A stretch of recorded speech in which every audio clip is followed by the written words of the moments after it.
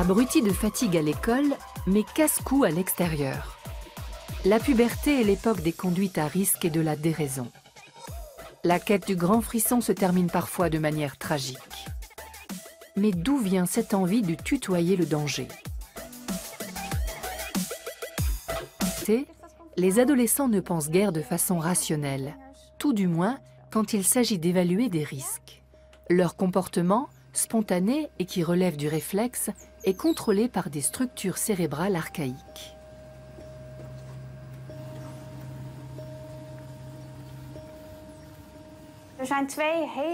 Deux zones cérébrales sont à distinguer quand on examine le cerveau d'un adolescent.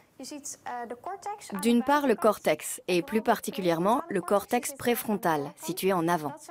Cette zone permet notamment le raisonnement logique, le contrôle et l'anticipation de nos actes. D'autre part, des régions ancrées plus profondément dans le cerveau. Elles sont apparues plus tôt au cours de l'évolution et sont aussi présentes chez les animaux. Ce système émotionnel, par exemple, était très actif pendant votre expérience avec les ballons.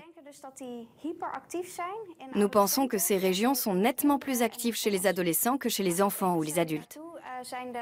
À l'inverse, les régions du cerveau responsables du raisonnement logique, dans le cortex cérébral, sont moins développées chez les adolescents. Parmi les parties les plus archaïques du cerveau se trouve le tronc cérébral, responsable notamment de la régulation des réflexes, comme la respiration et la déglutition. Le système limbique, quant à lui, pilote les émotions, l'envie et la propension au risque. En périphérie, le cortex aux substances grises correspond à la structure la plus récente. À la puberté, le cortex se restructure complètement. Le cortex préfrontal, siège notamment du raisonnement, est le dernier à parvenir à maturité. Voilà qui explique pourquoi même un ado raisonnable est souvent déraisonnable.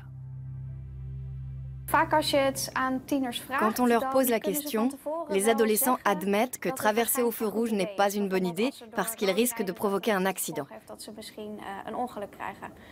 En revanche, quand ils sont avec leurs amis, ils n'y pensent plus. Ils ont autre chose en tête et ils n'anticipent pas les conséquences éventuelles de leurs actes.